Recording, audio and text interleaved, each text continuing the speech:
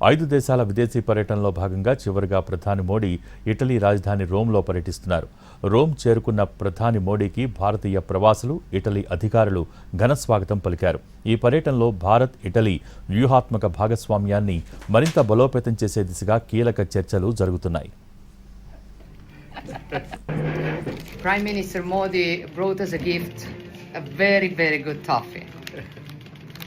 Mallory.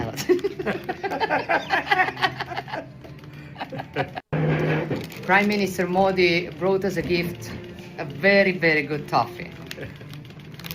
Mallory. Rome చేరుకున్న ప్రధాని మోడీకి ఆ దేశ ప్రధాని జార్జియా మెలోనీ ప్రత్యేక ఆతిథ్యమిచ్చారు.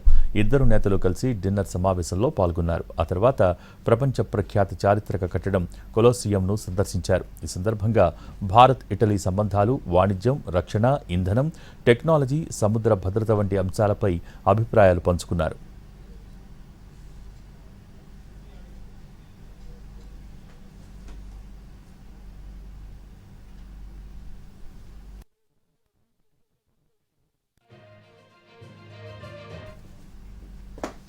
రెండు దేశాల మధ్య జరిగే ద్వైపాక్షిక సమావేశంలో వాణిజ్యం, రక్షణ సహకారం, ఏఐ, పునరుత్పాదక ఇంధనం, India, middle east, Europe economic corridor వంటి కీలక అంశాలపై చర్చలు జరగనున్నాయి. అలాగే ఇటలీ అధ్యక్షుడు సెర్గియో మట్రెల్లాతో కూడా ప్రధాని మోడీ భేటీ కానున్నారు.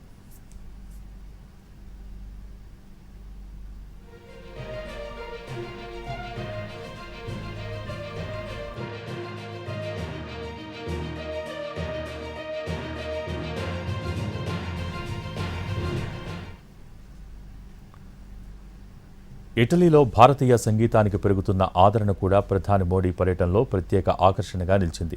రోమ్లో భారతీయ ప్రవాసులు ఏర్పాటు చేసిన స్వాగత కార్యక్రమంలో ఇటాలియన్ కళాకారులు భారతీయ శాస్త్రీయ సంగీత రాగమైన హంసధ్వని ప్రదర్శించారు. దీనిపై స్పందించిన ప్రధాని మోడీ ఇటలీలో భారతీయ సంగీతం మరింత ప్రాచుర్యం పొందుతోందని అన్నారు.